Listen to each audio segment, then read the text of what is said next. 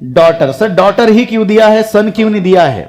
क्योंकि सन जो है वो प्रेग्नेंट होके बना नहीं सकने वाला, किसको? और न्यूक्लिया को। क्योंकि अभी जो डॉटर बनने वाला है वो आगे जाके ये प्रजनन कर सकता है। तो इसका मैं नाम दूंगा बेटा कौन सा? वाई। और वाई को क्या नाम दिया? That is daughter nuclei. क्योंकि ये भी अभी क्या कर रहा है? प्रजनन कर सकता है, आप प्रजनन नहीं कर सकते। इसकी वजह से घर में जाके रोना नहीं है कि सर यहाँ पे सन न्यूक्लिया क्यों नहीं।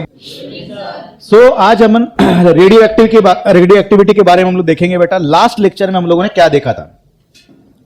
लास्ट लेक्चर में कि रेडियो एक्टिविटी का कॉज देखा, किस तरह से उसके पीछे का रीजन हम लोगों ने जाना कि रेडियो एक्टिविटी होती क्या है। तो जब हम लोगों ने रेडियो एक्टिविटी के बारे में हम लोग जब उसको मेंशन करते हैं तो बेसिकली 3 चीजें हमारे मुंह से डायरेक्टली निकलती है, that is alpha rays, beta rays and gamma radiation, बराबर है? या फिर alpha particle, beta particle and gamma radiation. तो बेसिकली अपना डेफिनेशन क्या था बेटा रेडियो एक्टिविटी का? What is this radioactivity? बोलो क्या था ये हमारा?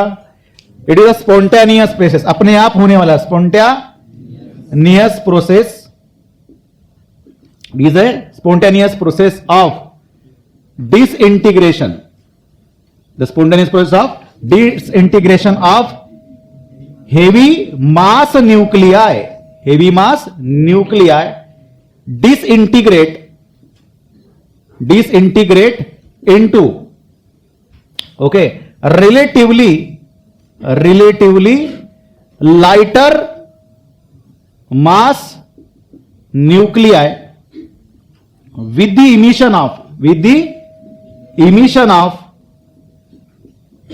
alpha rays, beta rays and gamma radiation. This is known as radioactivity, बराबर है? इसी को हम लोग क्या बोला करते थे? Radio activity. अब ये आपने पूछना नहीं है कि सर रेडियो एक्टिविटी होती क्यों है, वाई? बिकॉज हम लोगों ने लास्ट लेक्चर में वही चीज हम लोगों ने कवर की कि रेडियो एक्टिविटी होने का पीछे का रीजन क्या है। जब आपको एनपी रेशियो के बारे में आपको पता चला, तो जब उसका जो एनपी बेल्ट होता है तो एनपी बेल्ट में कुछ पार्टिकल्स ना बेल्ट के नीचे आए थे, कुछ पार्टिकल्स बेल्ट के ऊपर गए थे, जिसकी वजह से उसको बैलेंस करने के लिए वो क्या करते हैं? इंबैलेंस हो जाते हैं। तो बिस्मथ के बाद जितने भी आपके पार्टिकल्स है वो कैसे होते हैं? रेडियो एक्टिव होते हैं। अब ये जो स्पॉन्टेनियस प्रोसेस होगी, इसमें से निकलने वाले अल्फा रेज या फिर बीटा रेज या फिर हम लोग गामा रेज, जिसको हम लोग बोलेंगे गामा रेडिएशन, इसको कंबाइनली हम लोग बैक्वेरल करके बोल सकते हैं, बैक्वेरल रेज करके बोल सकते हैं। वाई? बिकॉज इन्होंने पहले तो ढूंढ के निकाला इस तरह से रेडियो एक्टिविटी होती है। उसके बाद 2 बड़े साइंटिस्ट इसके ऊपर बहुत बड़े बड़े काम किए, ठीक है, जिनके अंदर आते हैं दैट इज रुदरफोर्ड और एक आते हैं दैट इज विलार्ड, ठीक है। तो रुदरफोर्ड और विलार्ड इन दोनों ने इसके ऊपर काम किया कि जब यहां से अल्फा पार्टिकल्स, बीटा पार्टिकल्स और गामा रेडिएशन जब बाहर निकले बेटा, तो याद रखिएगा इसमें से उन्होंने क्या किया कि अल्फा पार्टिकल्स को कहां से भेजा? अल्फा रेज को भेजा आसपास 0.1 सेंटीमीटर, कितना? 0.1 सेंटीमीटर के आसपास एल्यूमिनियम की शीट ली, उसमें से भेजा, वहां तक पास हुआ करते थे। उसके बाद बीटा रेज जो थे वो आसपास 0.3 सेंटीमीटर एल्यूमिनियम से पास हुआ करते थे, बराबर है? इतने जाड़ी की जो शीट थी, थिकनेस उनकी थी, उसमें से पास हुआ करते थे। उसके बाद जो गामा रेडिएशन था, ये गामा रेडिएशन आसपास 10 सेंटीमीटर आसपास आपके आयरन की शीट से जो है वो पास हुआ करते थे। इसका मतलब सबसे ज्यादा पास होने वाली रेडिएशन कौन सी थी या रेस कौन से थे? गामा रेडिएशन थे। बात समझ में? तो उन्होंने पाया, उसके बाद उसने कुछ एक्सपेरिमेंट किया। यहां पे किसका पीस लिया? रेडियो एक्टिव सब्सटेंस का। जब रेडियो एक्टिविटी का सब्सटेंस लिया यहां पे, तो यहां से निकलने वाले रेस सीधे जा रहे थे, ठीक है। अब सभी रेस जब सीधे जा गए, इसका मतलब ये कौन से रेस होना चाहिए? अल्फा, बीटा और गामा रेडिएशन होना चाहिए। लेकिन दोनों भी साइड में उन्होंने क्या किया? Electric field as well as magnetic field लगाए। फिलहाल हम लोग इलेक्ट्रिक फील्ड के बारे में बात करेंगे। तो यहां पे जब हम लोग इलेक्ट्रिक फील्ड को क्या करेंगे? इस्टेब्लिशमेंट करेंगे। तो यहां से जब रेडिएशन निकले, कौन से? अल्फा, बीटा और गामा रेडिएशन, तब हुआ ये कि यहां पे जो रेज नेगेटिव वाले प्लेट की तरफ मूव कर रहे थे, वो कौन से रेज थे बेटा? आपके अल्फा पार्टिकल्स थे। कौन से थे? Alpha particles. और जो पॉजिटिव की तरफ हमारे क्या हुए? बेंड हुए। इस तरह से सबसे ज्यादा फटाक से बेंड हुआ करते हैं, उसको हम लोग क्या बोलेंगे? बीटा रेज बोलेंगे या फिर बीटा पार्टिकल्स। इसका मतलब इसकी इलेक्ट्रिक नेचर जो है हमको पता चलता है इस एक्सपेरिमेंट से कि जब हम लोग electric as well as magnetic field अगर हम लोग यहां पे स्टैब्लिश करेंगे, तो देखो हम लोगों ने सीखा कहां पे? Magnetic effect of electric current में, moving charge in magnetic field में देखा। Moving charge in electric field में देखा, बराबर है। तो यहां पे जब हम लोग इलेक्ट्रिक और मैग्नेटिक फील्ड को क्या करेंगे, स्टैब्लिश करेंगे, तो फिलहाल हम लोग यहां पे क्या किए, इलेक्ट्रिक फील्ड को स्टैब्लिश करेंगे। तो हमारा जो चार्ज है यहां पे अल्फा पार्टिकल नेगेटिव की तरफ क्या किया, मूव किया या फिर डिस्प्लेस हुआ। इसका मतलब ये कि उसकी इलेक्ट्रिलिटी या फिर इलेक्ट्रिक नेचर आपको पता चलता है। तो अगर आपका नेगेटिव डायरेक्शन में ये क्या करेगा, मूव करेगा या फिर बेंड होगा, इसका मतलब इसका नेचर कैसा होगा, ये इलेक्ट्रिकली कैसा है, पॉजिटिव होगा। और बीटा पार्टिकल जो निकले वो इलेक्ट्रिक कैसा होगा, नेगेटिव होंगे, beta most of particles. Okay, अब इसमें भी दो तरह के होते हैं पार्टिकल्स, बीटा पॉजिटिव और बीटा नेगेटिव। और इसके ऊपर जो है बेसिकली हम लोग प्रॉपर्टी देखेंगे बेटा, that is nature, mass, charge, electric और मैग्नेटिक फील्ड में deflection, speed, ionising power, penetrating power, effect on the photographic plate. तो देखिए यहां पे जो आपके अल्फा रेज है, ये उसका नेचर कैसा है, what is the alpha rays, ये डबली आयोनाइज हीलियम एटम होता है, ठीक है। अब जो अल्फा पार्टिकल्स बोला जाता है, ये अल्फा पार्टिकल्स आपका हीलियम का जो न्यूक्लियस होगा, अब हीलियम के न्यूक्लियस में आपके दो प्रोटॉन्स और दो आपके न्यूट्रॉन्स होंगे, और इसके ऊपर जो आपके कितने इलेक्ट्रॉन्स गोल घूम रहे बेटा, दो इलेक्ट्रॉन्स। इस दो इलेक्ट्रॉन्स को निकाल दो तो ये क्या बनेगा, हीलियम का सिर्फ और सिर्फ क्या बचेगा, क्या बचेगा, न्यूक्लियस बचेगा, जिसकी वजह से इस न्यूक्लियस को, किसके, हीलियम के न्यूक्लियस को हम लोग क्या बोलेंगे, हीलियम न्यूक्लिया बोलेंगे, या फिर हीलियम न्यूक्लियस, या फिर डबली आयोनाइज हीलियम एटम बोलेंगे। अब जब इसको हीलियम एटम बोलेंगे तो इसमें से क्या निकालना पड़ेगा, इलेक्ट्रॉन निकालना पड़ेगा, तब इसको क्या बोला जाएगा, डबली आयोनाइज हीलियम एटम। ओके, तो अल्फा पार्टिकल का नेचर मतलब ही क्या है, हीलियम का न्यूक्लियस। ओके, अब बीटा रेस के बारे में बात करेंगे। ये बीटा रेस क्या है, it is electron like particle है। क्या है ये, इलेक्ट्रॉन लाइक पार्टिकल। अब देखो इलेक्ट्रॉन बेसिकली क्या है, ये भी क्या है, पार्टिकल, जिसका मास कितना होता है, 9.11 into 10 to the power -31 kg। अब यहां पे ध्यान देना है, ये बीटा पार्टिकल को मैंने क्या लिख के दिया, it is a electron like particle. Electron है क्या, नहीं है, लेकिन पूरा का पूरा नेचर, पूरा का पूरा मास, ये बिल्कुल इलेक्ट्रॉन के वजह से, इलेक्ट्रॉन के तरह सरे के होने की वजह से इसको हम लोग क्या बोलेंगे, इलेक्ट्रॉन ही मान के चलेंगे। लेकिन वो इलेक्ट्रॉन नहीं है जो आपके ऑर्बिट में गोल घूमता है, ये वो अलग इलेक्ट्रॉन है जो कहां पे हम लोग देखेंगे, न्यूक्लियस के अंदर। क्योंकि पूरी जो आपकी फिजिक्स चल रही है वो किसके अंदर चल रही है, न्यूक्लियस के अंदर, जिसके मतलब जैसे हम लोग इसको क्या बोलेंगे, कौन से रिएक्शंस देखने वाले, न्यूक्लियर रिएक्शन देखने वाले। तो देखो आपने सिर्फ यही सुना होगा कि इलेक्ट्रॉन्स कहां पे रिवॉल्व करते हैं, आपके ऑर्बिट में रिवॉल्व करते हैं। तो ऑर्बिटल इलेक्ट्रॉन का कंसेप्ट अलग रहा, और ये जनरेटेड इलेक्ट्रॉन से, ये न्यूक्लियस के अंदर जनरेट होने वाले अपने आप किस तरह से होंगे हम लोग आगे देखेंगे। क्लियर हो गया। अब यहां पे इसका देखो, gamma radiation is what, that is electromagnetic radiation है। क्या ये, तो इसका मतलब ये वैसा है, उसका नेचर होता है जैसे हमारे क्या है, फोटॉन्स के नेचर होगा, या फिर हमारे जिसके पास क्या है, फ्रीक्वेंसी है, जिसके पास क्या है, वेवलेंथ होगी। तो इसके एक पर्टिकुलर अपना क्या है, वेवलेंथ है। जो वेवलेंथ क्या है, बहुत शॉर्ट वेवलेंथ होते हैं, जिसके पास इसका मतलब फ्रीक्वेंसी कैसे होगी, वेरी वेरी हाई होगी। ठीक है, अब मास की बात करेंगे तो यहां पे देखो 4 AMU लिख के दिया है, किसके लिए, अल्फा रेस के लिए। वाई, बिकॉज इसके अंदर क्या है बेटा, 2 न्यूट्रॉन और 2 प्रोटॉन्स, जिसकी वजह से ये कितना रहा, 4 AMU। अब ये इलेक्ट्रॉन ही है, तो जिसकी वजह से मास कितना रहा, इलेक्ट्रॉन के मास के बराबर, और इसका रेस्ट मास कितना होगा गामा का, 0।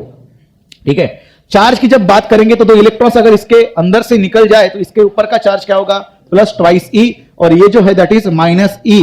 और बीटा में भी अगर बीटा प्लस हुआ तो इसमें क्या होगा, उसमें क्या निकलेगा हम लोग देखेंगे। तो 2 तरह के आपके -E और +E निकलने वाले। ठीक है, उसके बाद इसका मास कितना होगा, 0। वाई, बिकॉज ये क्या है, आपका फोटोन ही है, जिससे आपकी एनर्जी निकल रही है। बात समझ में आई। ठीक है, उसके बाद इलेक्ट्रिक और मैग्नेटिक फील्ड के बारे में हम लोगों ने देखा, ये कौन से वाले पोल की तरफ डिफ्लेक्ट होगा, नेगेटिव, और ये किधर पॉजिटिव, और ये कैसा होगा, नील, स्ट्रेट डायरेक्शन में जाएगा। ऊपर हम लोगों ने क्या लगाया, एक प्लेट लगाई, जिसके ऊपर इस तरह से सेंटिलेशंस मिलेंगे और गामा रेस के होंगे। स्पीड देखिएगा, यहां पे स्पीड कितनी है, 10⁻⁷ मीटर पर सेकेंड, किसकी, अल्फा की। तो सबसे कम यहां पे दिख रही है, किसकी स्पीड रहेगी, alpha. Why, because alpha is nothing but the heavy mass particle होगा। और इसके कंपेयर में आपके बीटा जो रेडिएशंस निकलेंगे, ये जो पार्टिकल्स है, ये कैसा है, अल्फा पार्टिकल से बहुत ही ज्यादा क्या है, लाइट पार्टिकल्स है, जिसकी वजह से इसकी स्पीड 10⁸ मीटर के आसपास रहेगी। लेकिन यहां पे मैंने क्या लिख के दिया, नियरली इक्वल टू 10⁸, क्योंकि याद रखना है, अल्फा पार्टिकल जब बाहर निकलेंगे काइनेटिक एनर्जी होगी, और हर अल्फा पार्टिकल की काइनेटिक एनर्जी कैसे होगी, कांस्टेंट सेम होती है। बट जब बीटा पार्टिकल्स रेडिएशन बाहर निकलेंगे, वहां से हर बीटा पार्टिकल्स की एनर्जी मतलब ही क्या, उसकी वेलोसिटी क्या करती है, वैरी करती है। बात समझ में आई? हर बीटा पार्टिकल की वेलोसिटी वेरी करेंगे, it means that it having a different kinetic energy for a different beta particles. Okay, और ये जो है ये हमारे ईएम वेव हो गई, इसकी वजह से इसकी स्पीड किसके बराबर? लाइट के स्पीड के बराबर, मतलब 10 to the power 8, 3 into 10 to the power 8 रही। आयोनाइजिंग पावर देखिए यहां पे 10 to the power 4 times of gamma rays, तो इसका मतलब यहां का इसका आयोनाइजिंग पावर कैसा है? सबसे ज्यादा होगा। आयोनाइजिंग मतलब कोई गैस होगा, गैस के एटम को जाके स्ट्राइक करके इलेक्ट्रॉन को बाहर निकालने की ताकत किसमें ज्यादा है? वाई, बिकॉज इसका मास कैसा है? ज्यादा, तो जब जाएगा स्ट्राइक करेगा इलेक्ट्रॉन को उठा के बाहर नॉक ऑफ करेगा, तो इसके पास ज्यादा पावर है, इसके पास मीडियम रहेगी, मतलब गामा से थोड़ी ज्यादा, और सबसे कम किसके पास है? गामा रेडिएशन के पास। सिमिलरली अगर पेनिट्रेटिंग पावर की बात करें तो यहां पे मैंने क्लियर कट यहां पे पहले ही बोल दिया कि पेनिट्रेटिंग पावर बताइए अल्फा की कैसी रहेंगी? कम, उससे ज्यादा बीटा की, और गामा की सबसे ज्यादा। तो सबसे ज्यादा अंदर तक कौन पेनिट्रेट कर सकते हैं? आपके गामा रेडिएशन सबसे ज्यादा पेनिट्रेट करेंगे। सबसे कम कौन होगा? Alpha radiation. और effect on the photographic plate के ऊपर अगर आप देखते हो तो सबसे ज्यादा कौन करेंगे? बोलो, अल्फा पार्टिकल सबसे ज्यादा करेंगे। कम करेंगे कौन? आपके बीटा रेडिएशन। सबसे लिस्ट में करेंगे कौन? आपके गामा रेडिएशन। तो ये रहे सभी के प्रॉपर्टी। इसके अलावा बहुत सारे अलग अलग प्रॉपर्टीज है जो डिटेल में आपको नोट्स में दिए हुए हैं। ठीक है बेटा, अब हम लोग बढ़ेंगे हमारे अल्फा, बीटा और गामा रेडिएशन जब बाहर निकलते हैं तो किस तरह से बाहर निकलेंगे, और हमारे जो पेरेंट न्यूक्लियाई है उसके ऊपर किस तरह से परिणाम होगा, और उसके ऊपर के हम लोग क्यू वैल्यूज के बारे में हम लोग देखेंगे। अब क्या होता है क्यू वैल्यू, आपको समझेगा आगे। देखिए, तो अब सबसे इंपॉर्टेंट चीज जो हम लोगों ने डेफिनेशन देखा, इस डेफिनेशन में मतलब रेडियो एक्टिविटी में यहां पे ये कौन सी हमारी न्यूक्लियर फिजिक्स हम लोग पढ़ रहे हैं। तो न्यूक्लियर फिजिक्स में जो आयन है, यहां पे क्या हो रहा है? बोलो, क्या हो रहा है? डिसइंटीग्रेशन हो रहा है। क्या हो रहा है? So in this disintegration, it obeys the conservation law. It obeys the conservation law. इसका मतलब ये किसके लॉ को ओबे करेगा? कंजर्वेशन। अब आपने सिर्फ एक ही चीज पढ़ी थी, कौन सी? Law of conservation of energy. लेकिन हम लोग मॉडर्न फिजिक्स में एनर्जी और मास का रिलेशन जोड़ते हैं तो इसके पास कौन सी आ जाती है? बोलो, दैट इज लॉ ऑफ, बोलो, conservation of energy and mass. ये दोनों का भी कंसेप्ट हमको जोड़ के चलना पड़ेगा। इसको भी ओबे करेगा बेटा। सेकंड चीज ये किसको ओबे करेगा? As well as that is electric charge को भी ये ओबे करेगा। मतलब जो इनिशियल में होगा, क्योंकि आपको देखो यहां पे जो न्यूक्लियर मिलने वाला है, जैसे कि यूरेनियम, ये ब्रेकडाउन होकर किसमें कन्वर्ट होने वाला है? लाइटर न्यूक्लियर में। तो आपके पास कितने न्यूक्लियर मिल रहे? एक पैरेंट, और जिसमें कन्वर्ट हो रहा है उसको हम लोग डॉटर न्यूक्लियर बोलने वाले। ठीक है, अब ये जब कन्वर्जन होता है तो याद रखना है उसमें हमको किसको ओबे करवाना है? इसको कंजर्वेशन ऑफ चार्ज को, मतलब charge initial minus charge final, ये चार ही चीजें कंजर्व होनी चाहिए। सिमिलरली इसके अलावा इसके पास लॉ ऑफ कंजर्वेशन ऑफ क्या होना चाहिए? Linear momentum. और फोर्थ नंबर की चीज आती है दैट इज एंगुलर मोमेंटम। और एक फिफ्थ नंबर की चीज आती है एडिशनल, जिसको हम लोग बोलेंगे नंबर्स ऑफ न्यूक्लियॉन्स। और ये सबसे इंपॉर्टेंट है, that is numbers of nucleons. मतलब आपके इनिशियल न्यूक्लियॉन और फाइनल न्यूक्लियॉन को हम लोग क्या करेंगे? कंजर्व करेंगे। वाई? बिकॉज हमारे पूरे प्रोसेस में, क्योंकि डिसइंटीग्रेशन में ये सभी लॉ को ओबे करता है। बात समझ में आई? अब इस चारों चीजों में से हम लोग एंगुलर मोमेंटम, लीनियर मोमेंटम को थोड़ा बाजू में रख के हम लोग किसको देखेंगे? नंबर्स ऑफ न्यूक्लियन को फोकस करेंगे बेटा। उसके बाद एनर्जी मास को फोकस करेंगे, और साथों साथ हम लोग चलेंगे इलेक्ट्रिक चार्ज को कंजर्व करते हुए। ठीक है, अब यहां पे हम लोग पहली चीज हम लोग पढ़ेंगे जिसका नाम है अल्फा डीके। क्या पढ़ेंगे? Alpha decay. अब अल्फा डीके में क्या होता है कि जब हमारा न्यूक्लियर, जैसे कि हम लोग बोलेंगे एक मान के चलो एक्स के पास क्या है? नंबर्स ऑफ प्रोटॉन, मतलब एटॉमिक नंबर, और क्या हमारा रहेगा? ए रहेगा। इस न्यूक्लियर को हम लोग बोलेंगे पेरेंट न्यूक्लियर। क्या बोलेंगे? Parent nuclear. क्योंकि ये अभी क्या होने वाला? डिसइंटीग्रेट होने वाला। और किसमें कन्वर्ट होने वाला बेटा? डॉटर न्यूक्लियर में। किसमें? डॉटर। सर डॉटर ही क्यों दिया है, सन क्यों नहीं दिया है? क्योंकि सन जो है वो प्रेग्नेंट होके बना नहीं सकने वाला। किसको? और न्यूक्लियर को। क्योंकि अभी जो डॉटर बनने वाला है वो आगे जाके ये प्रजनन कर सकता है। तो उस तरह से ये जो न्यूक्लियर होगा, बात समझ में आ रही है ना? अब ये जो न्यूक्लियर बनेगा इसको मैं नाम दूंगा बेटा कौन सा? वाई। और वाई को क्या नाम दिया, दैट इज डॉटर न्यूक्लियाई, क्योंकि ये भी अभी क्या करने वाला आगे जाके, ये भी ब्रेकडाउन होके क्या होगा, अपने रिलेटिवली लाइटर न्यूक्लियाई में कन्वर्ट होने वाला। इसका मतलब ये प्रजनन कर सकता है, आप प्रजनन नहीं कर सकते, इसके वजह से घर में जाके रोना नहीं है कि सर यहाँ पे सन न्यूक्लियाई क्यों नहीं बोला है। बात समझ में आई। अब जब यहां से अल्फा डीके निकला, अल्फा डीके मतलब क्या है बेटा बोलो, हाँ आयोनाइज, हाँ डबली आयोनाइज हेलियम एटम, मतलब इसके पास बोलो 2 इलेक्ट्रॉन्स तो नहीं है लेकिन 2 प्रोटॉन्स रहेंगे और 2 न्यूट्रॉन्स है, 2 प्रोटॉन 2 न्यूट्रॉन, मतलब एटॉमिक मास नंबर बना इसका 4। अब हम लोग बैलेंस करेंगे बेटा, देखो ध्यान देना अच्छे से, ठीक है। अब इसको मैं लिख रहा हूं Z, इसको लिखा हम लोगों ने क्या A, इसको लिखा हम लोगों ने 2, इसको लिखा हम लोगों ने 4। अब देखो बैलेंस करोगे तो क्या बनेगा, देखो Z है यहां पे 2 गया क्योंकि ये पार्टिकल्स बाहर निकल रहे हैं, बराबर। तो ये जब बाहर निकलेंगे तो क्या होगा, क्या होगा, इसको क्या लिखना पड़ेगा, Z-2 होगा, क्या होगा Z-2, और इसके साथ क्या होगा बेटा बोलो, A-4 होगा। आई बात समझ में, क्लियर हो गया, A-4। अब साथ साथ एक यहां पे हम लोग लिखेंगे Q, क्या लिखेंगे Q। What is this Q, Q is nothing but the Q value बोलेंगे इसको, ठीक है।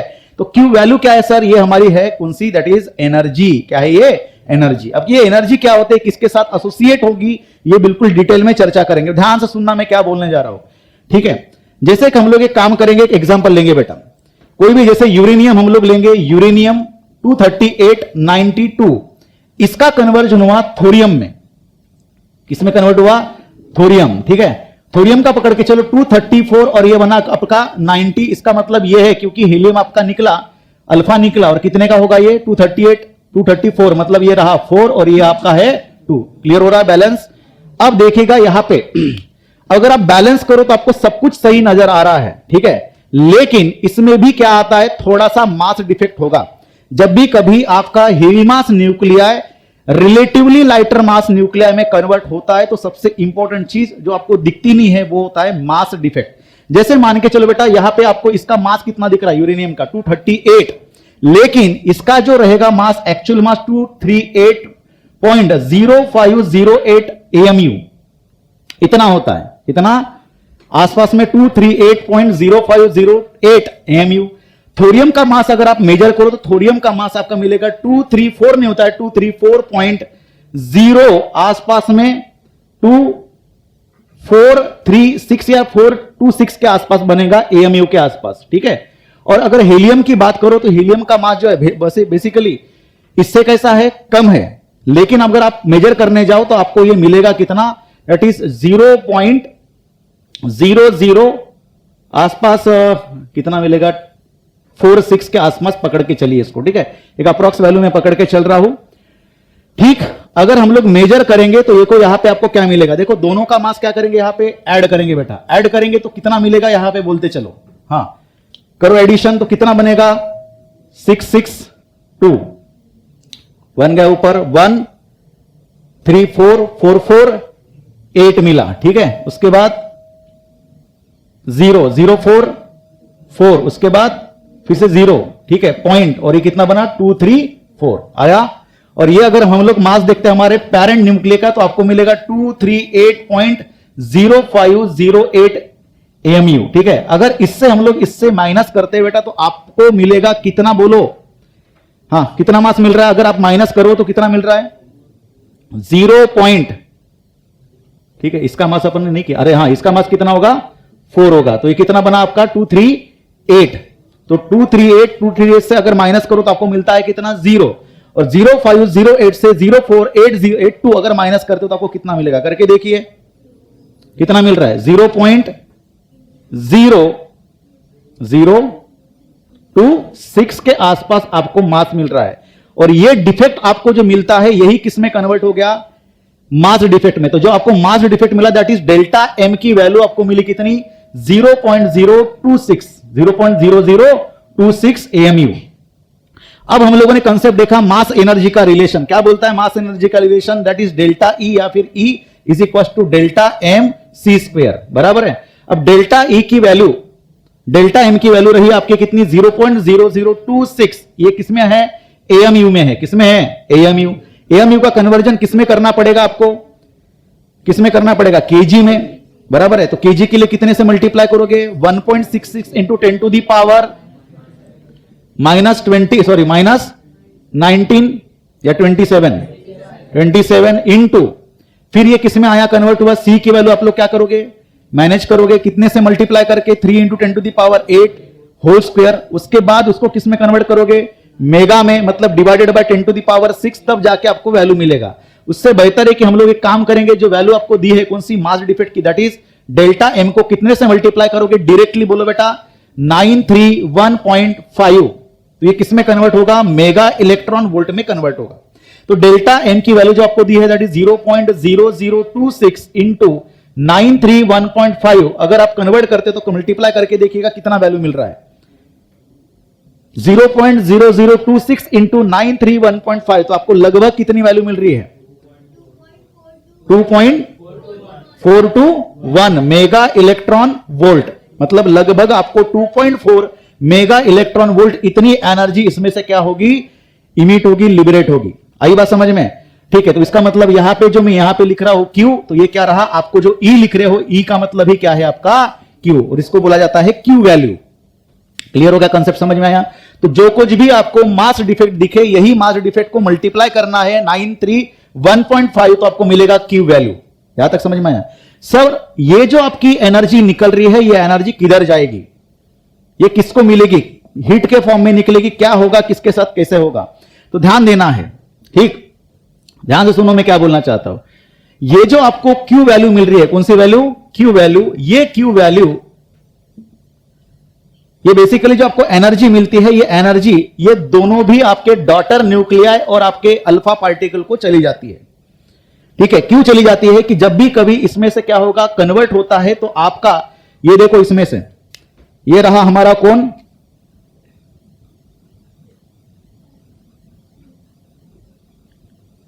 कौन है हमारा, यूरेनियम, ठीक है।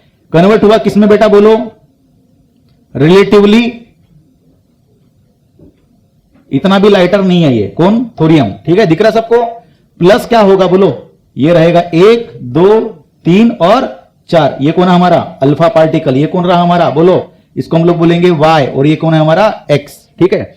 तो ये जो वैल्यू आपको दिख रहे हैं, ये एनर्जी इसके पास चली जाएंगी कुछ और इसके पास जाएंगे, कितने फॉर्म में, कितने परसेंट में जाएंगी, ये भी डिटेल में हम लोग डिस्कस करेंगे। लेकिन जब ये एनर्जी ट्रांसफर होती है, तो इसका मतलब ये होता है कि आपकी ये जो पार्टिकल है, ये इधर मूव करेगा, और जब मूव करता है तो इसके पास क्या होगी, काइनेटिक एनर्जी होगी, किसकी, अल्फा की।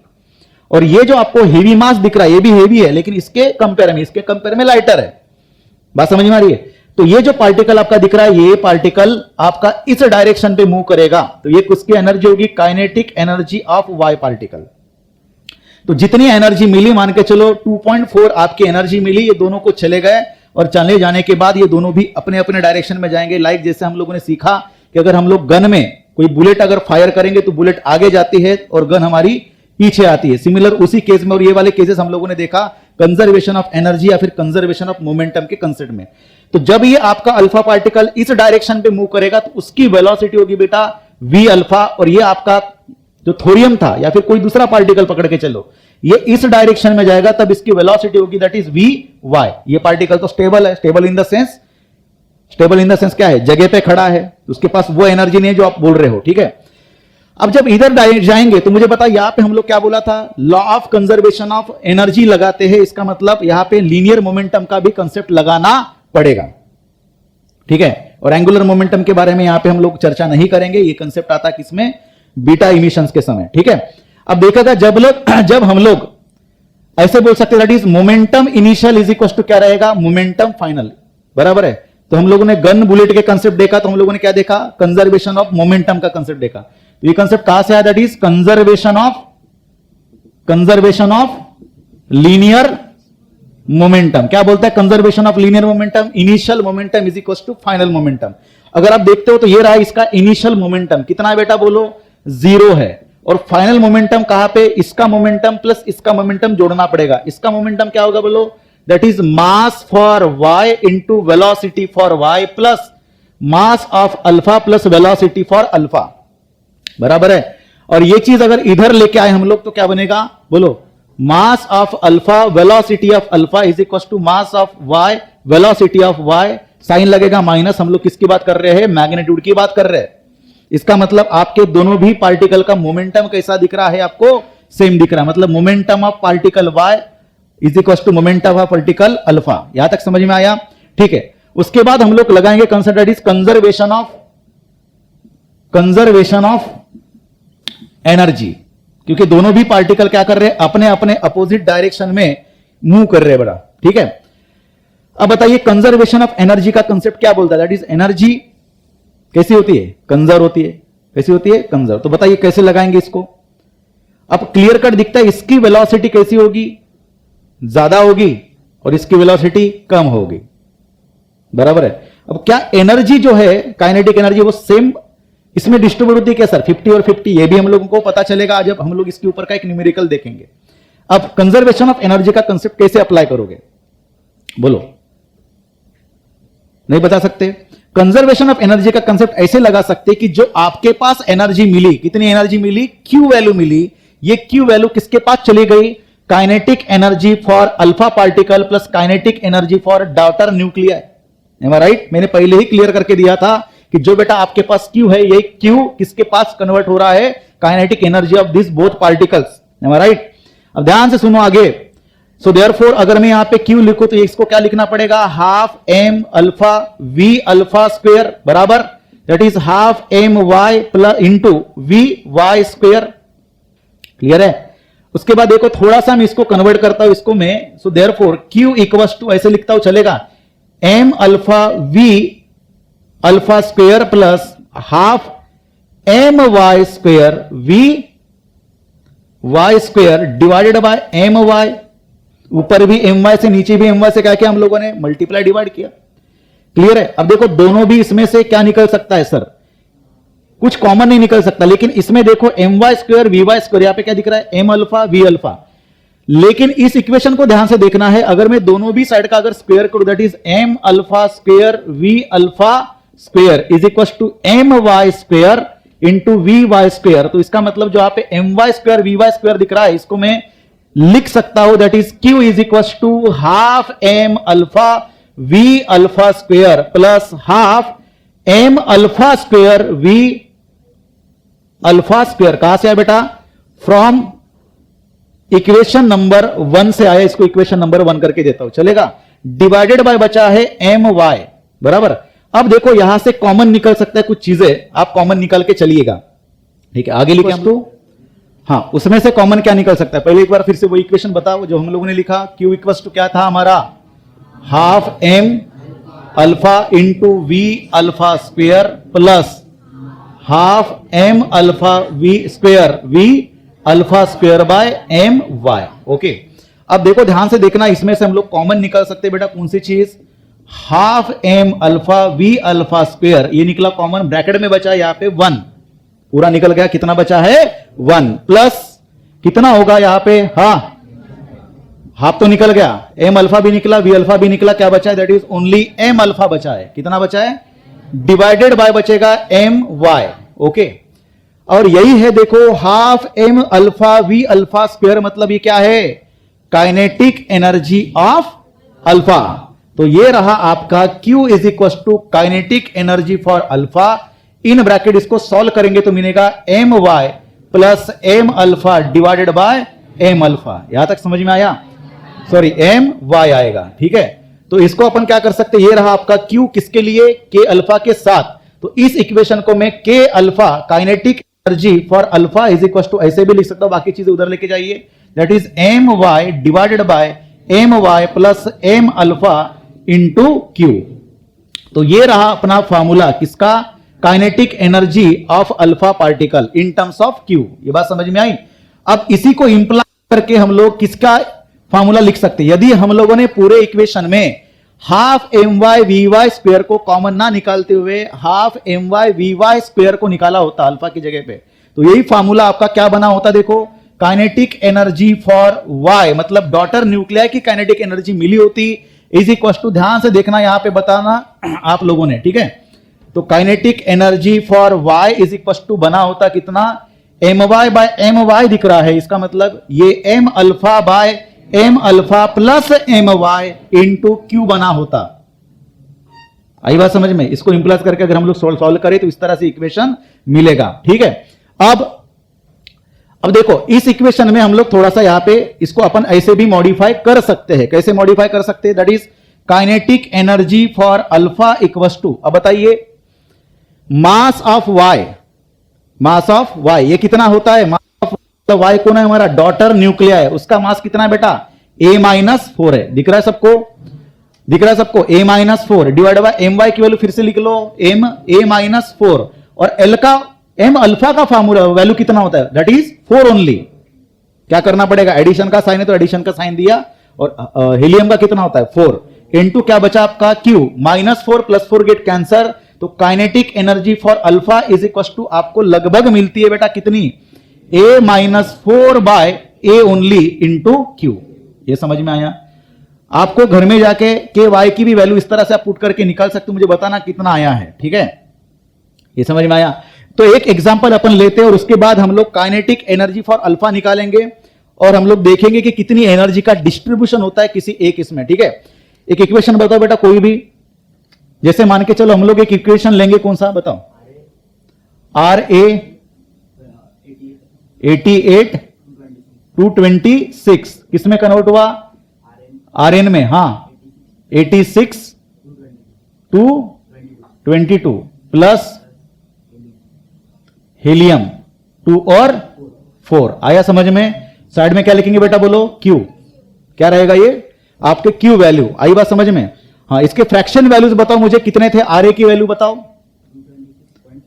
226.0254 ठीक है, इसके बताओ RN की वैल्यू 222.0170। ओके, और इसकी कितनी होती है अपनी? 4.0026 AMU मतलब U। ठीक है, अब इसका क्या करेंगे बेटा बोलो? एडिशन करेंगे। क्या करेंगे? एडिशन। क्योंकि हमको क्या चाहिए बताओ? सब कुछ अगर निकालना है तो एडिशन करके हमको मास डिफेक्ट पता चलेगा। ठीक है, तो पहले तो अपन टोटल Q कितना निकलता है ये हम लोग चेकआउट करेंगे। ठीक है, टोटल Q निकालने के लिए हमको क्या चाहिए? मास डिफेक्ट पता होना चाहिए। तो बेटा बोलो इसमें कितना होगा एडिशन? 2 + 4 is 226 point. बताओ इसका एडिशन 6 + 7 तो कितना आ रहा है एडिशन? 226.0196 AMU, और ये वैल्यू आपकी आई 226.0254। यदि हम लोग इसको माइनस करेंगे तो इसका माइनस कितना आता है बेटा बोलो? सब्ट्रैक्शन कितना आएगा?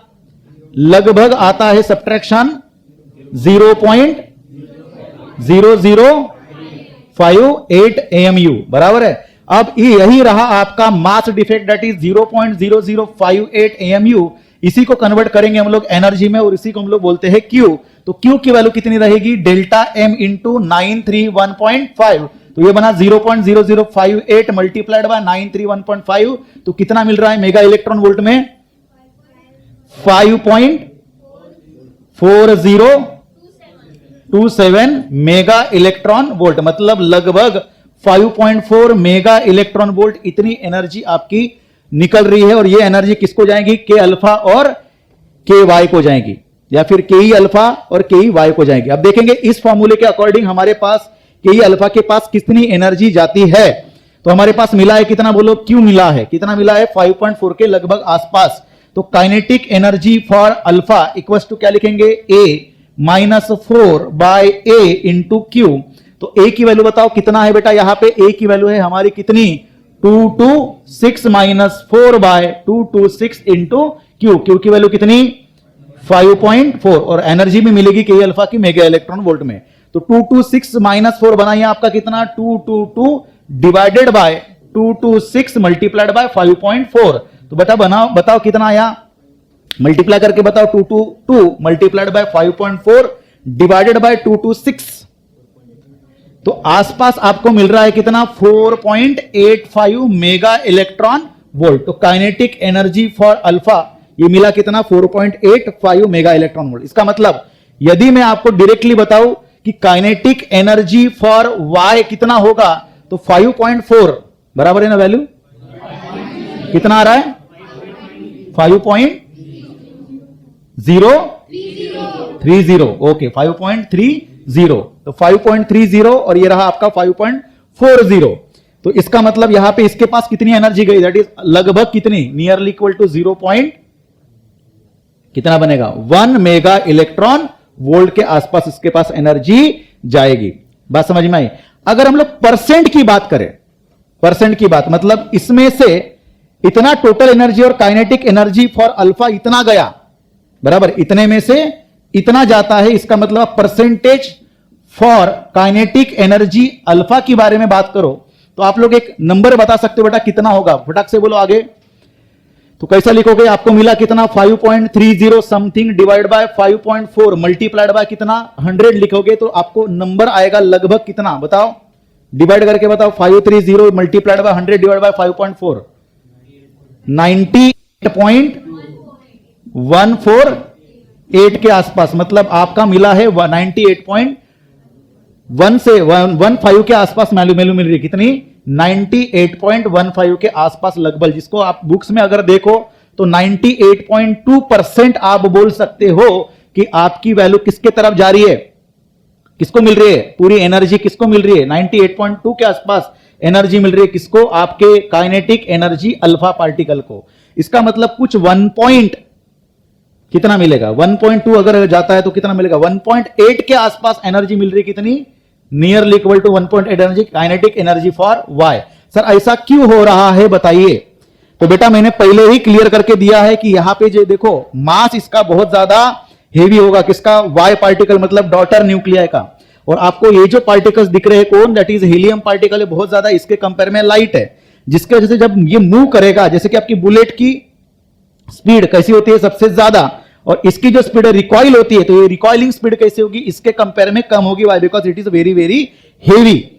तो जिसकी वजह से भले ही इसका मास ज्यादा हो, लेकिन हम लोग काइनेटिक एनर्जी का जब फॉर्मूला लिखते हैं that is half M V square, जब लिखते हैं तो याद रखना है वी स्क्वायर के जब वैल्यू हम लोग पुटअप करेंगे तो इसकी एनर्जी आपको ज्यादा मिलती है एज कंपेयर टू दिस की। तो कितना परसेंट के आसपास मिलेगी, 98.2 98.15 के आसपास एनर्जी किसको डिस्ट्रीब्यूट होंगी, अल्फा को डिस्ट्रीब्यूट होंगी। यहां तक क्लियर हो गया कंसेप्ट, समझ में आई बात, क्लियर हो रहा है। चलो आगे बढ़े, ओके।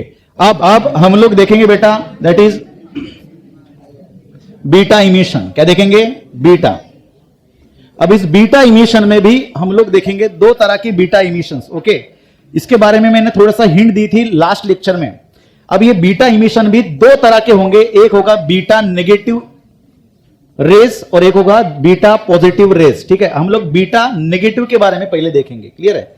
अब ये बीटा नेगेटिव कब निकल लेंगे और बीटा पॉजिटिव कब निकलते हैं, ठीक है। अब देखो हम लोगों ने एक चीज सीखी थी, कौन सी वाली, ये वाली चीज। क्या देखा था हम लोगों ने, एनपी रेशो कर्व देखा था, बराबर है।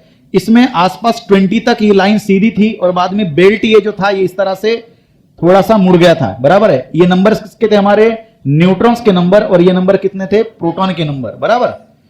अब इसमें ध्यान देना कि कुछ पार्टिकल्स इसके ऊपर थे, कुछ बेल्ट पे थे, और कुछ पार्टिकल्स कहां पे थे बेटा, बोलो, बेल्ट के ऊपर, कुछ पार्टिकल्स बेल्ट के नीचे, और इस तरह से हमारा बेल्ट बना था, याद होगा, क्लियर है। अब यहां पे ये जो लाइन दिख रही है रेड कलर की, इस पे अगर आते हैं तो ये हम लोग समझेंगे कि ये कैसे है, मोर स्टेबल है, इस तरह से मानेंगे। लेकिन अब देखो यहां पे ये जो पार्टिकल्स आपको दिख रहे हैं, ये पार्टिकल्स क्या कर रहे हैं, अल्फा, देखो ये पार्टिकल्स आपके जो इधर शिफ्ट हो, मतलब इधर है, किसके, बेल्ट के नीचे, इसका मतलब इसके पास प्रोटॉन के नंबर्स कैसे होंगे, ज्यादा, तो ये प्रोटॉन्स के नंबर कम करना चाहेंगे। क्या करना चाहेंगे, प्रोटॉन के नंबर कम। तो प्रोटॉन के नंबर कम करना मतलब क्या निकालना, प्रोटॉन को कम करना। और जो पार्टिकल्स, प्रोटॉन के नंबर कम कैसे हो रहे हैं, जैसे कि हम लोग अभी अल्फा में देखा, अल्फा में देखो आप लोग क्या हो रहा है, हीलियम पार्टिकल जब बाहर निकला, अल्फा पार्टिकल जब बाहर निकला, तो इसका मतलब उसका प्रोटॉन का नंबर क्या हुआ, पहले से कम हुआ, ठीक है। लेकिन कभी कभी यहां पे इस तरह की भी चीजें होंगी कि यहां पे बीटा प्लस भी निकल देगा। क्या निकलेगा, बीटा प्लस। ये क्या बीटा प्लस क्या चीज हम लोग देखेंगे आगे। और लेकिन यहां पे जो ऊपर वाले पार्टिकल्स देखो, जो बेल्ट के, रेड वाले बेल्ट के लाइन के ऊपर दिख रहे हैं, इसका मतलब यहां पे जरूरत से ज्यादा न्यूट्रॉन्स के नंबर क्या हो गए, बढ़ गए। अब ना न्यूट्रॉन्स के नंबर बढ़ेंगे तो इसको क्या करना पड़ेगा, न्यूट्रॉन्स के नंबर कम करना पड़ेगा। क्या करना पड़ेगा, न्यूट्रॉन्स के नंबर कम करना पड़ेगा। और किधर शिफ्ट होना पड़ेगा, किधर शिफ्ट होना पड़ेगा, इस साइड में शिफ्ट होना पड़ेगा। अब न्यूट्रॉन के नंबर मतलब एनपी रेशो में हम लोग क्या क्या देखेंगे, न्यूट्रॉन के नंबर कम कर रहे हैं, इसका मतलब न्यूमरेटर कम हो रहा है, मतलब एनपी रेशो क्या होगा, घटेगा या बढ़ेगा, घटेगा। क्या होगा, घटेगा। बात समझ में आ रही है, बढ़ेगा या घटेगा, घटेगा। ठीक है, अब कैसा होता है इसमें देखिए, अब यहां पे तो समझ में आया मैं क्या बोलना चाहता हूं, एनपी रेशो बढ़ना या घटना, ये आपके नंबर जो है यहां पे जो न्यूक्लियर जो दिख रहा है इसके शिफ्टिंग पे आधार होता है, और शिफ्ट करके वो कहां पे आना चाहता है, रेड लाइन पे। अब बीटा नेगेटिव रेज में देखिएगा क्या होगा, या फिर डीके में, हम लोग इसको बीटा नेगेटिव डीके बोलेंगे। ठीक है, अब होता यह है कि ध्यान से देखना कि अगर मैं एक जनरलाइज इक्वेशन को डिजाइन करूं, जैसे कि हमारा ये कौन सा न्यूक्लियर था बेटा, बोलो, पेरेंट न्यूक्लियर, इसके पास क्या था, जेड था, और यहां पे क्या था, ए, किसमें कन्वर्ट हुआ, तो उसका कौन सा नंबर कम होना चाहिए, न्यूट्रॉन का नंबर कम होना चाहिए, और किसको बढ़ना चाहिए, एक तो न्यूट्रॉन का नंबर कम होना चाहिए, प्रोटॉन का नंबर बढ़ना चाहिए, तब जाके एन और पी का रेशो जो है वो घटेगा, जैसा जैसे डिनोमिनेटर बढ़ेगा। तो होता यह है कि हमारे न्यूक्लियर रिएक्शन में न्यूक्लियस के अंदर ही अंदर हमारे न्यूट्रॉन का कन्वर्जन किसमें होगा, प्रोटॉन में होगा। किसमें होगा, तो यहां पे जो आपका डॉटर न्यूक्लिया मिलता है, दैट इज वाई, इसमें प्रोटॉन की संख्या बढ़ेगी, मतलब Z+1 होगा। इसका ही उल्टा जब बीटा नेगेटिव के बारे में देखेंगे, मतलब जो यहां पे बीटा पॉजिटिव के बारे में देखेंगे, तो यहां का कोई पार्टिकल यहां पे का कोई न्यूक्लियड कहां पे आना चाहेगा, इस लाइन पे, तो प्रोटॉन का नंबर घटाना चाहेगा। इसका मतलब कोई प्रोटॉन किसमें कन्वर्ट हो जाएगा, न्यूट्रॉन में। कभी ऐसा सुना है कि प्रोटॉन का कन्वर्जन न्यूट्रॉन या न्यूट्रॉन का कन्वर्जन प्रोटॉन में होना, ये पहली बार आप सुन रहे होगे। तो इस तरह की घटना अंदर के अंदर घटती है, किसके अंदर, न्यूक्लियस के अंदर। अब देखो यहां पे नेगेटिव बीटा डीके में क्या हो रहा है, बोलो, एन और पी का रेशो क्या होगा, बोलो। न्यूट्रॉन और प्रोटॉन के बारे में बात करें तो हमारा एक न्यूट्रॉन किसके इसमें कन्वर्ट हो रहा है, प्रोटॉन में कन्वर्ट हो रहा है। बात समझ में आई। अब देखो यहां पे अगर ऐसा हो रहा है तो ए की वैल्यू चेंज होगी क्या, नहीं। मान के चलो अगर हम लोग ऐसे बोले कि कोई 144 नंबर है किसका, ए का, किसका नंबर है, ए का, ये रहा ए का नंबर, और मान के चलो कि इसमें से आपके पास 44 नंबर है किसके, प्रोटॉन्स के, मतलब जेड का नंबर है, कितना है, जेड का नंबर कितना है, 44। अब जब कन्वर्जन होगा तो यहां पे जेड की वैल्यू कितनी होगी, बोलो, जेड की नंबर कितनी होगी, 45, एक से बढ़ जाएगा, किसका, डॉटर न्यूक्लियर का, बराबर, क्योंकि इसको हमने क्या लिखा, Z+1। अब न्यूट्रॉन कन्वर्ट हुआ तो ए की वैल्यू कितनी रहेगी, 144, 143 होगी क्या, नहीं, क्योंकि सिर्फ अभी क्या हुआ है, न्यूट्रॉन और प्रोटॉन का नंबर ही क्या होगा, सेम होगा, बस प्रोटॉन का नंबर क्या होने वाला है, चेंज होने वाला है। और यहां पे हमारा यहां का न्यूक्लियर किस डायरेक्शन में शिफ्ट होगा, रेड लाइन पे शिफ्ट होगा, खुद को ज्यादा से ज्यादा स्टेबल करने के लिए। ये बात समझ में आई। अब जब ऐसी चीज होती है तो मैंने एक चीज बताई थी स्टार्टिंग में, दैट इज इलेक्ट्रिक चार्ज। हम एनर्जी मास का कंसेप्ट का कंजर्वेशन भी इस्तेमाल किए, लीनियर मोमेंटम का कंजर्वेशन भी इस्तेमाल किए, बराबर है, और नंबर ऑफ न्यूक्लियस को भी हम लोग क्या कर रहे हैं, कंजर्व कर रहे हैं, क्योंकि सभी न्यूक्लियस को क्या कर रहे हैं, बैलेंस कर रहे हैं। अब बची थी बात कौन सी बेटा, इलेक्ट्रिक चार्ज के बारे में। अब यहां पे एक बात मैं और मेंशन करके देना चाहता हूं कि जब हम लोग ये सारी चीज पढ़े थे, कौन से, अल्फा डीके के बारे में, यहां पे ऑलरेडी हम लोग यहां का पूरा प्रोसेस, ये इलेक्ट्रिक चार्ज जो है क्या होगा, इलेक्ट्रिक चार्ज ये ऑलरेडी आपके कंजर्व ही होते हैं, क्योंकि यहां पे किसी भी तरह का चार्जेस को हम लोग मैनिपुलेट नहीं कर रहे, किसी भी तरह से चार्जेस बाहर या अंदर नहीं निकाल रहे, बस किसके अंदर के किसमें फर्क पड़ रहा है, बोलो, डायरेक्टली प्रोटॉन क्या हो रहा है, इजेक्ट हो रहा है, न्यूक्लियस क्या हो रहा है, इजेक्ट हो रहा है। कितने न्यूट्रॉन्स निकले, 2 न्यूट्रॉन्स निकले, 2 प्रोटॉन। लेकिन ये पहला ऐसा रिएक्शन है आपके पूरे न्यूक्लियर इसमें, जिसमें आपका कन्वर्जन, न्यूट्रॉन का कन्वर्जन जब प्रोटॉन में हुआ और एक प्रोटॉन की संख्या आपकी बढ़ गई, तो क्या होगा, एक प्रोटॉन की संख्या बढ़ गई, जिसके वजह से अगर हमको बैलेंस करना हो चार्ज को, तो कैसे बैलेंस करोगे, कैसे बैलेंस होगा। तो यहां से बेटा, यहां से हमारा क्या निकलेगा, एक पार्टिकल निकलेगा जिसको -1e0 करके लिखेंगे, और यही होगा हमारा क्या, बीटा पार्टिकल। क्या होगा, बीटा पार्टिकल। समझे, क्या होगा, बीटा पार्टिकल। सर ये क्या होता है, ये इलेक्ट्रॉन लाइक पार्टिकल है, क्या है ये, इलेक्ट्रॉन लाइक पार्टिकल है, लेकिन इसको हम लोग जनरली इलेक्ट्रॉन ही मान के चलेंगे। और मैंने स्टार्टिंग में बोला था ये हमारा उस ऑर्बिटल मोशन वाले इलेक्ट्रॉन का तरह नहीं होगा, ये जनरेट होगा किसके अंदर, न्यूक्लियस के अंदर अपने आप बनने वाला, जब भी न्यूट्रॉन प्रोटॉन में कन्वर्ट होगा। और प्लस यहां पे एक चीज में लिख के देने वाला हूं आगे जाके, जब इसके ऊपर हम लोग डिटेल एक्सप्लेनेशन करेंगे, ठीक है। अब जब चार्ज के बारे में हम लोग जब बात कर रहे हैं तो चार्ज को हम लोग क्या करना पड़ेगा, उसको बैलेंस करना पड़ेगा, ठीक है। तो कैसे बैलेंस करेंगे बेटा बोलो, यहां पे तो हमारा किसमें कन्वर्जन हुआ, एक प्रोटॉन बना है एक्स्ट्रा, तो प्रोटॉन मतलब क्या बनेगा 1p1, प्रोटॉन एक, मास एक होगा, उसका एक चार्ज लिख रहे हैं हम लोग, ठीक है। क्या लिख रहे हैं, चार्ज, ठीक है। अब बताइए यहां पे हमारा किसका कन्वर्जन हो रहा है, न्यूट्रॉन का कन्वर्जन हो रहा है, किसका कन्वर्जन हो रहा है, न्यूट्रॉन का। अब न्यूट्रॉन का अगर कन्वर्जन हो रहा है, इसका मतलब यहां पे देखो साथ साथ क्या हुआ, मैंने क्या लिखा था -1e0, ठीक है। अब देखो -1e0 मतलब -1 और 1 क्या बनेगा 0, बराबर, और ये 0 1, इसको बैलेंस करने के लिए क्या आना चाहिए 1। अब ध्यान से देखना नीचे जो लिखा है वो क्या है, उसका चार्ज है, किसका, न्यूट्रॉन का, वो कितना है 0। उसका मास कैसे लिखा हम लोगों ने 1 AMU ऊपर लिखा है, दिख रहा है सबको। और चार्ज देखो बैलेंस करने के लिए जब यहां से न्यूट्रॉन का कन्वर्जन प्रोटॉन में हुआ तो प्रोटॉन के पास एक चार्ज होना चाहिए जिसकी value 1.67 into 10 to the power, जो हम लोग -19 लिखते हैं, बराबर है।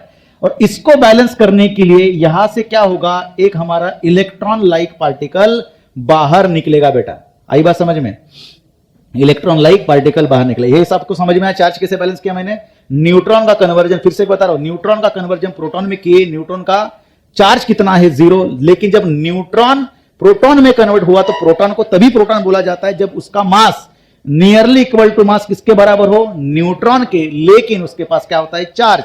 और ये चार्ज को बैलेंस करने के लिए यहां पे मुझे क्या लिखना पड़ा -1e0, और ये कौन है हमारा, यही है हमारा कौन सा, that is electron like particle, जिसको हम लोग बोलेंगे बीटा माइनस डीके। तो यही निकलने वाला है बाहर, जिसका मास किसके बराबर है, इसका मास हमारे इलेक्ट्रॉन के मास के बराबर है, that is 9.1 into 10 to the power -19 kg।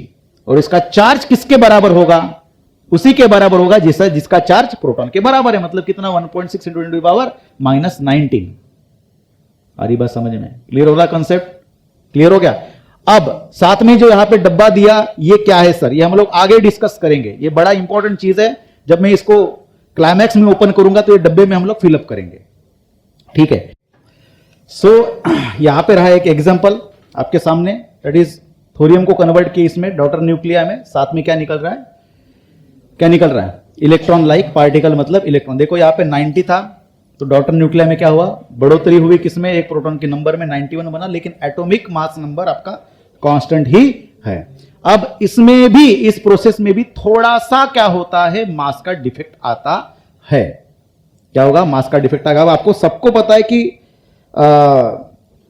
Proton का मास और आपके न्यूट्रॉन के मास में हल्का सा क्या होता है बेटा बोलो, मास का डिफरेंस होता है। तो उसी मास के डिफरेंस के वजह से यहां पे भी क्या आएगा, मास डिफेक्ट। और यदि आपका मास डिफेक्ट आता है तो इससे भी क्या होती है, एनर्जी रिलीज होगी, और ये एनर्जी जो है वो आपकी क्यू वैल्यू बोली जाएंगी, बराबर है। अब कितनी वैल्यू, कितनी मास डिफेक्ट होता है हम लोग, या फिर कितना क्यू वैल्यू मिलता है, ये भी हम लोग देखेंगे। कैसे देखेंगे बोलो, कि अब यहां पे फिर से एक बार, ये रहा हमारा एक्स, ये रहा वाई, और ये हमारा कौन सा है, बीटा पार्टिकल, क्लियर है। अब बीटा पार्टिकल मतलब ही क्या हम लोग बोल सकते हैं, मास ऑफ इलेक्ट्रॉन, क्या बोल सकते हैं, मास ऑफ इलेक्ट्रॉन। तो बताओ इसको कैसे करेंगे, तो Q value is equal to क्या लिखेंगे, कंजर्वेशन ऑफ एनर्जी का कंसेप्ट लगाएंगे बेटा। तो कंजर्वेशन ऑफ एनर्जी क्या होती है बोलो, कंजर्वेशन ऑफ एनर्जी मतलब दोनों के काइनेटिक एनर्जी का क्या करेंगे हम लोग, काइनेटिक एनर्जी का एडिशन। अब यहां पे ध्यान देना है कि आपका ये पार्टिकल इतना लाइटर पार्टिकल है, क्योंकि ये बहुत क्या है, आपका बहुत ज्यादा क्या है, लाइटर पार्टिकल के होने की वजह से मैक्सिमम अमाउंट ऑफ एनर्जी किसको चली जाएगी, आपके इलेक्ट्रॉन को चली जाएंगी। बात समझ में आई। और कुछ एनर्जी किसी और पार्टिकल को जाएंगी, जो यहां पे हम लोग बॉक्स में लिखने वाले।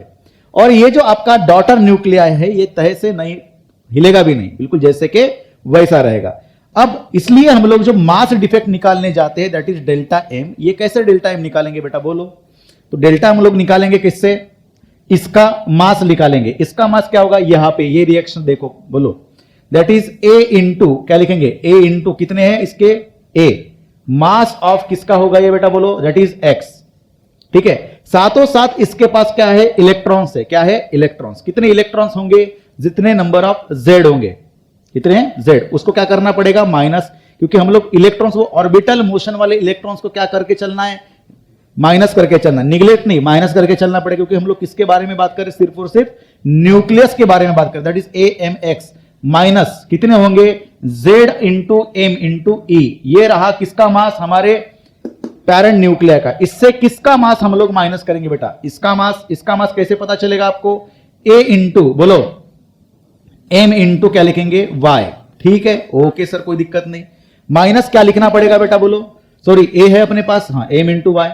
फिर अब बताइए यहां पे हम लोग क्या करें, अब यहां से फिर से इसमें से हम लोग, सॉरी हम लोगों ने क्या लिखा, माइनस लिखा, ठीक है, इसमें से भी माइनस करना पड़ेगा, बोलो माइनस कितने इसके पास, Z प्लस 1, इतने इलेक्ट्रॉन, जितने प्रोटॉन्स उतने इलेक्ट्रॉन्स, तो क्या लिखना पड़ेगा, M इंटू ई। यहां तक समझ में आया, ठीक है। और साथ में कौन दिख रहा है आपको, ये वाला दिख रहा है, इसका मास क्या करोगे, ऐड करना पड़ेगा, प्लस कितना, mass of electron only single लेना पड़ेगा। यहां तक समझ में आया मैंने क्या किया।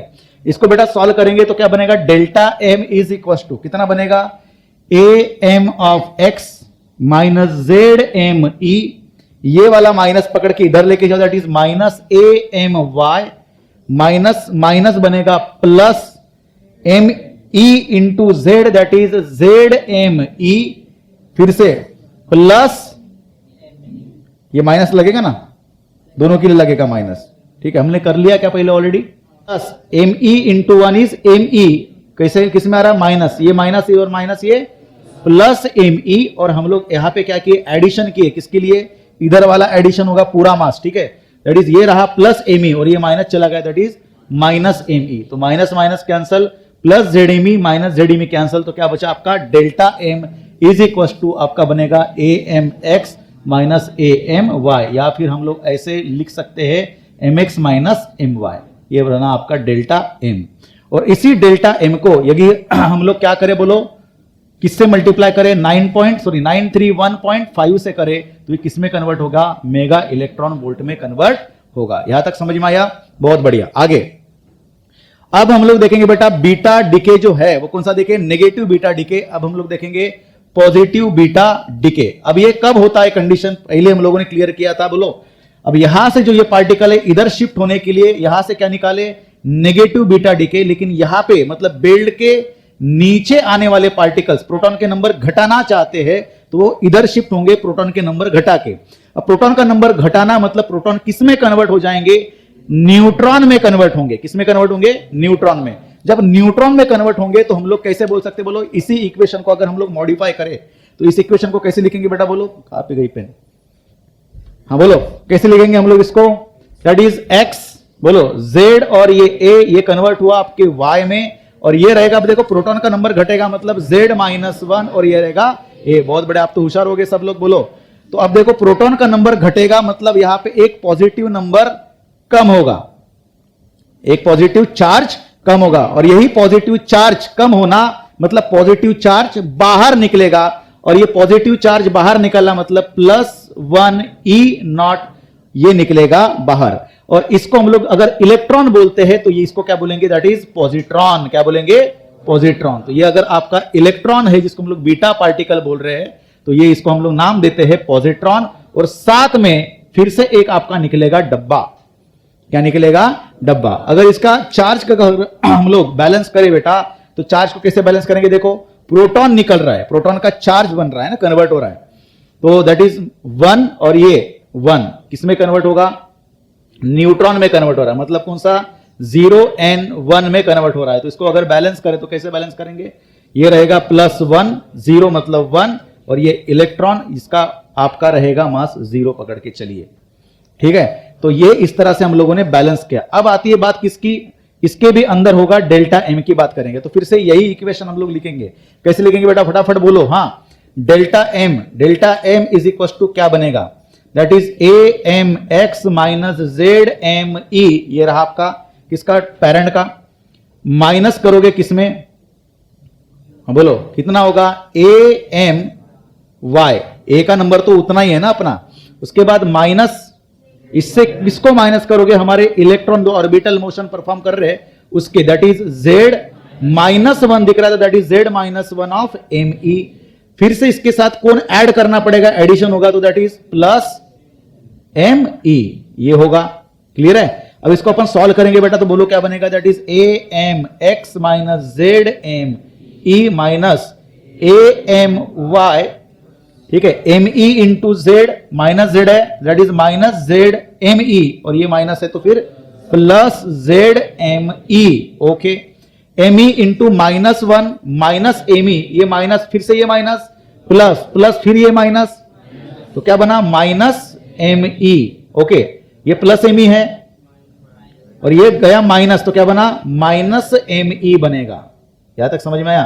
तो बेटा अब देखो, ध्यान से देखना पूरा, अगर आप कंसेप्ट को लेके चलो तो ये कैंसिल हो जाएगा, तो क्या बना आपका, A M X minus A M Y minus twice of M E, बराबर है। इस तरह से बनेगा ये किसका मास, मास डिफेक्ट फॉर, आप इसको जनरल भी ऐसे लिख सकते हो, only M X minus M Y, ठीक है, only M X minus M Y. अभी एम एक्स जब लिख रहे हैं हम लोग किसका मास लिख रहे हैं, तो इसको जनरलाइज करेंगे, क्योंकि हम लोग पता है कि जब हम लोग मास लिखेंगे कहां पे, क्वेश्चन में, तो हम लोग किसका मास लिखेंगे, डायरेक्टली इसका जो दिया हुआ रहेगा वही मास लिखेंगे। तो फॉर्मूला जब लिखने जाएंगे बेटा तो क्या लिखेंगे, इसको जनरल करके बताइए, delta M is equal to क्या लिखेंगे, M X only minus M Y, ऐसे लिखेंगे, क्योंकि जब हम लोग इक्वेशन में दिया हो तो डायरेक्टली क्या दिया होगा, डॉटर या पेरेंट का क्या दिया होगा, मास।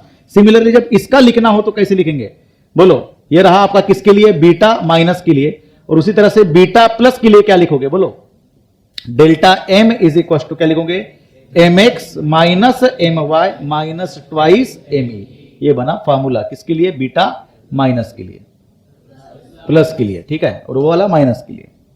आ रही बात समझ में? तो एक हम लोग क्वेश्चन लेंगे इस तरह से और हम लोग यहां से क्लियर करेंगे कि हमारा कैसे इस तरह से बनेगा, मतलब वैल्यूज कितनी आएंगी, ठीक है। तो यहां पे दिया है calculate the Q value in the following decays, यहां पे एक इक्वेशन दिया और यहां से क्या निकल रहा है बेटा, बोलो, सॉरी क्या दिया है, -1, और यहां पे क्या निकल रहा है, प्लस, तो यहां पे क्या निकल रहा है, इलेक्ट्रॉन, यहां पे क्या निकल रहा है, पॉजिट्रॉन, ठीक है।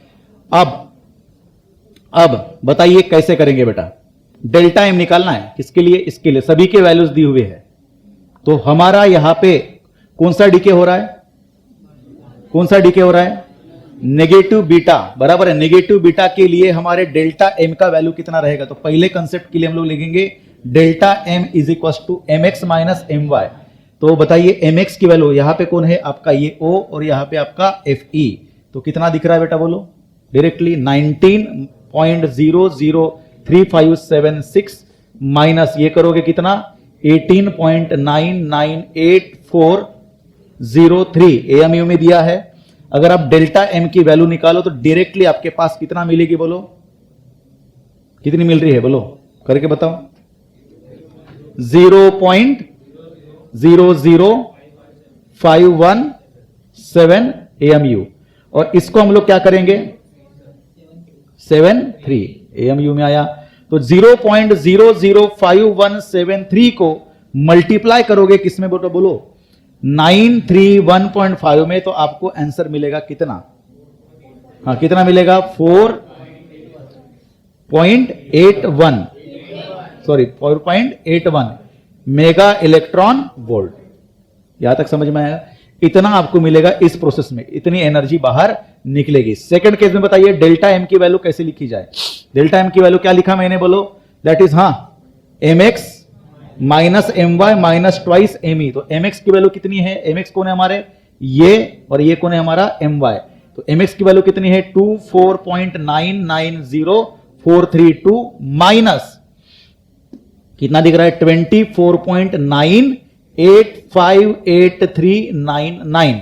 पहले तो इसका बताइए, इसका कितना आ रहा है, सिर्फ अपन इसके मास के बारे में बात करेंगे, that is M X minus M Y के बारे में बात करेंगे, बोलो 0.0045921। अब देखो ध्यान देना, अब सर यहां पे हम लोग साइड में क्या लिखे, that is minus twice M E, क्या लिखे, मतलब अब हमको सिर्फ मास पता है किसका, इलेक्ट्रॉन का, कितना होता है 9.1 into 10 to the power -31 kg।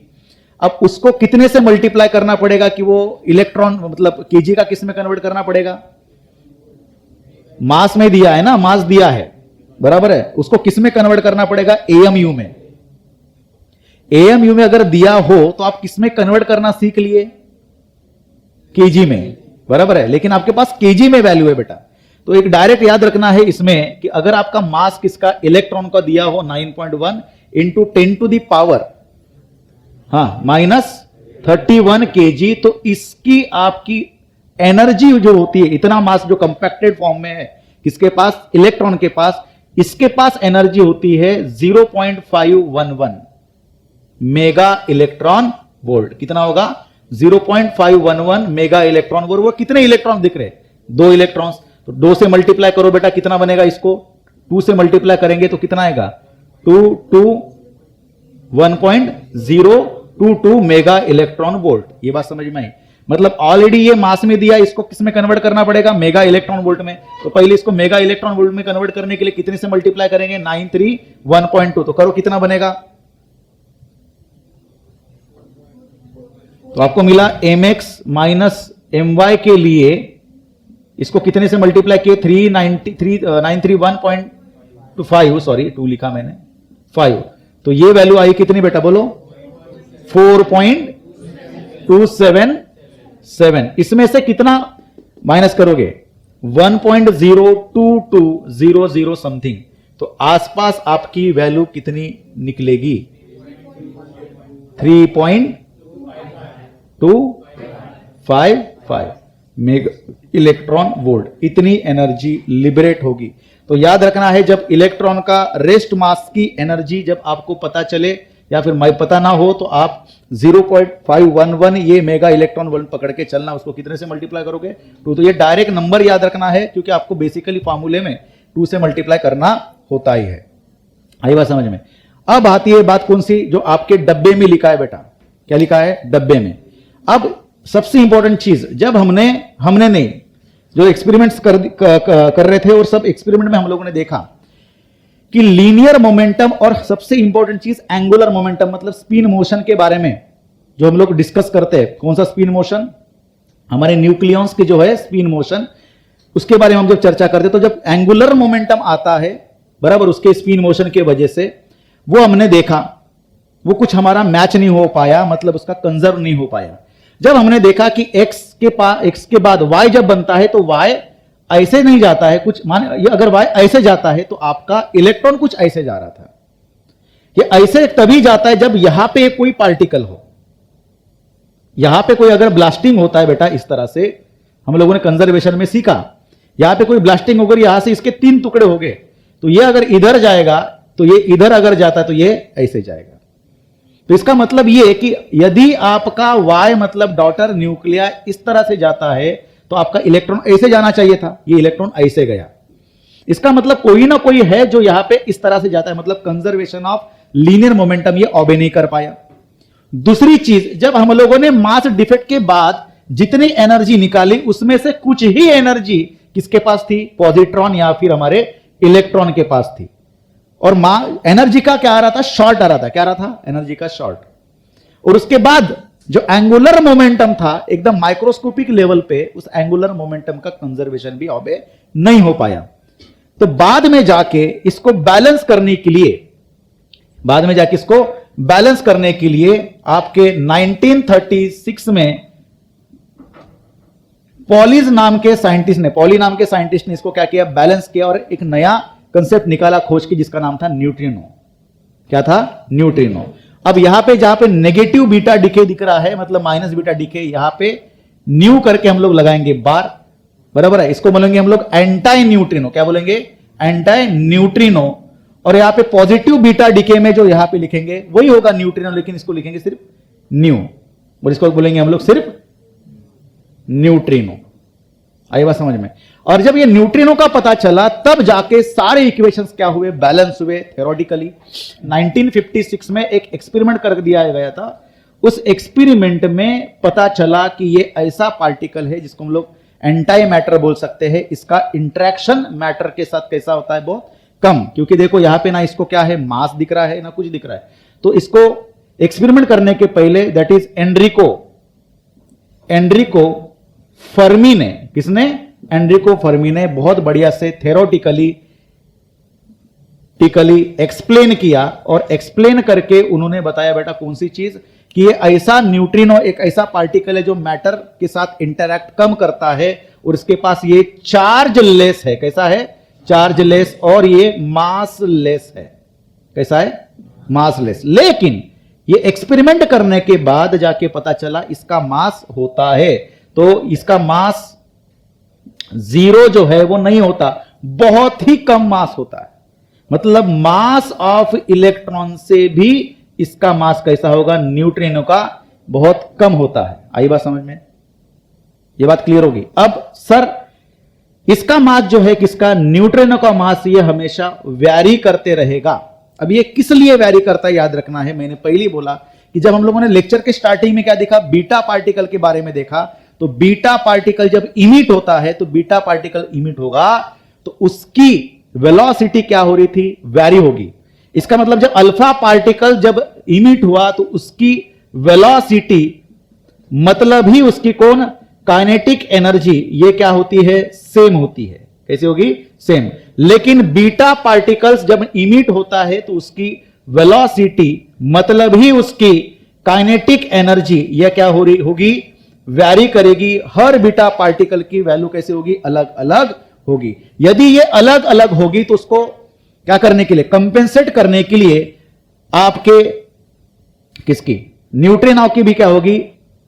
Energy कैसी होती है? अलग अलग होगी, और उसका मास हल्का सा क्या करेगा? वैरी करेगा, बट बहुत ही कम होता है उसका मास। आई बात समझ में?